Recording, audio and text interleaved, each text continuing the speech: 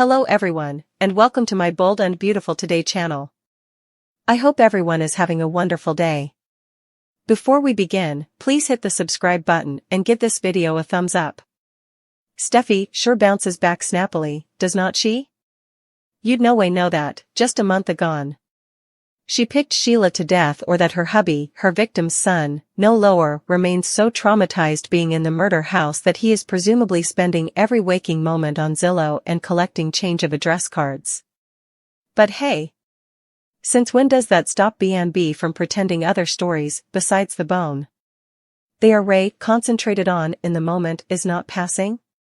It's right over there with Hope's claims that she's not ready for marriage simply because she just got out of one. No way mind the fact that Hope had demanded to suppose following the news of Thomas playing a big part in Emma Barber's death.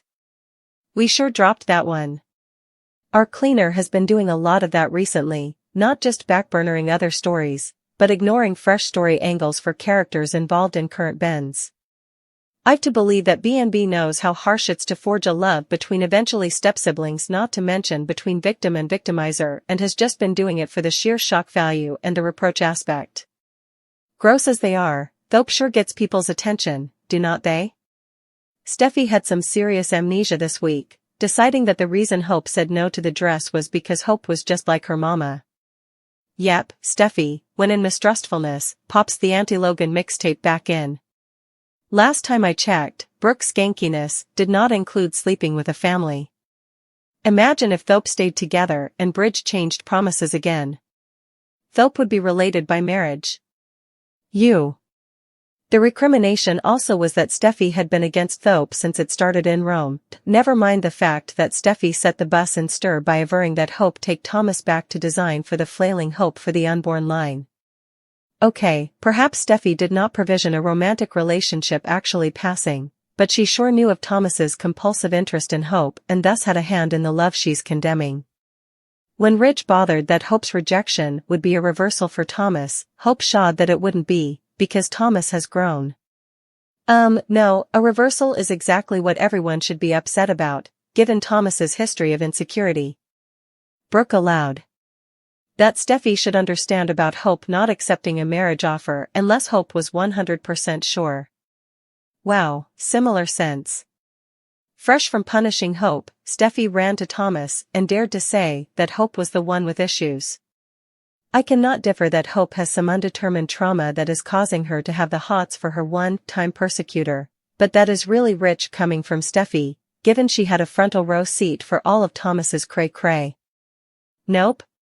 Not only should Thomas leave Hope, but he should snare Douglas and run off to Paris. Huh?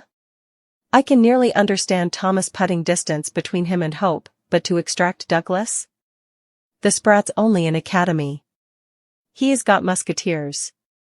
He needs stability, especially because he hasn't had a whole lot. But sure, drag him to another country on a moment's notice.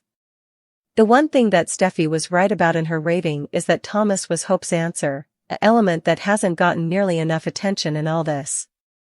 Bridge, their fortune on hold, mooted words about Thope. Ridge was more concerned with Thomas than with Hope, which rankled Brooke, who actually asked Hope if there was commodity in Thomas's history that Hope simply could not get once. Welcome. I do not flash back if anyone outside of Shin, Thope, and Liam knows about Xander SRE accusation that Thomas killed Emma, but it's not akin to Thomas simply forgetting to put the restroom seat down formerly he is done doing a number one. Can you really condemn her after all the effects he has done to her? Brooke eventually asked Ridge, and him. I know Brooke gets on a lot of y'all's jitters, but at least then she asked the right question. After Hope left, Steffy brought her Forrester ferociousness to Forrester, of course forgetting that she's not actually a Forrester, but I bumble. Steffy aloud. Brooke would be happy about the fall of Thope. Steffy ruined her moment of clarity by snarking that Hope was getting more like Brooke every day. Yeah, I still do not see how that tracks. Hope hasn't been throwing herself at a wedded man, and Brooke no way decided she simply had to have a man who abused her. Brooke asked Steffy why it was so important that Thomas and Hope had to be married. Could not they just be together? Oh, Brooke, you didn't just say that. You, who made getting wedded every time an Olympic event. And it's not like Brooke and Ridge are anywhere near marriage, despite apparently being engaged. Perhaps Brooke has come around to the idea of simply shacking up. While arguing, Brooke had to remind Steffy of what Thomas had done to Hope in the history. Why does that matter so little now, to both B&B characters and their real-life suckers? Hope went to see Thomas, who may actually be on a true road to recovery, but more on that in a nanosecond. Hope reiterated that she was not ready to marry Thomas or anyone, but it does not mean I do not want to make love to you. Intriguing argument to lead with, is not it? This tells us far further about what Hope's provocations are in being with Thomas than anything differently, she said this week. Thomas wanted to know if Steffy was right when she said that Hope was just not suitable to love Thomas the way Thomas loved Hope. But Hope no way directly answered the question. I suppose there is commodity in Hope that knows any involvement with Thomas is the height of unhappy. She might eventually be suitable to have coitus with the Joe, but factual love? Yeah, ain't gonna be. It can't. Hope was spooked when Thomas suggested that Hope had gotten with him out of some kind of vengeance or because she wanted to take a walk on the wild side like Marky Mark. Good points both. Thomas admitted that he loved Hope too important to keep putting himself through the rejections. Squall. Perhaps Thomas has a way to go yet, he should have said he loved himself too much to do so. Still, our mannequin kisser went on to show he has come a long way. Thomas spoke of tone respect and demanding to take care of himself. He noted that maybe he and Hope had too important to overcome. He was out.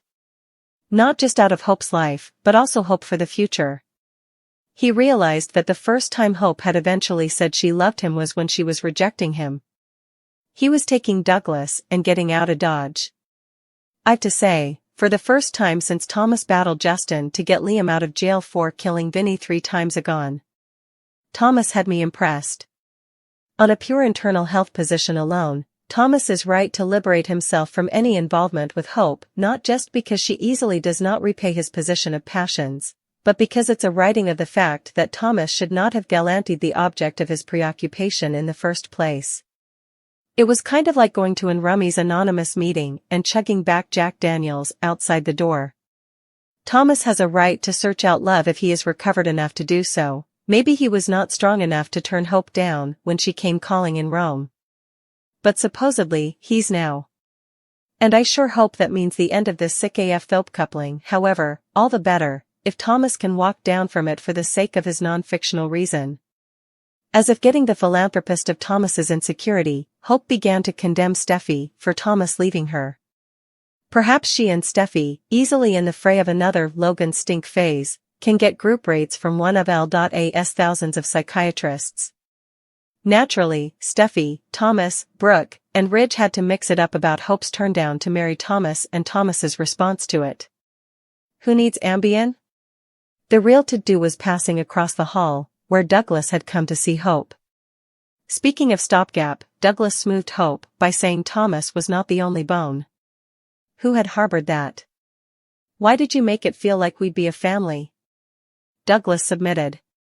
Why are not we good enough? You do not love us enough? Ouch. Hope did not really have any answers for the boy, foaming, I will always be your mama. My mama failed. Douglas riposted, invoking the name of Caroline Spencer. Dad was good enough for her. Well, okay, Douglas does not know about the part where he was conceived out of Caroline being too cured out to concurrence to Thomas's hot lovin', but we can forgive Douglas that. Still, Douglas throwing Caroline in Hope's face. Well, sirs. I liked it. Because it's been like Caroline no way was since Hope espoused Douglas.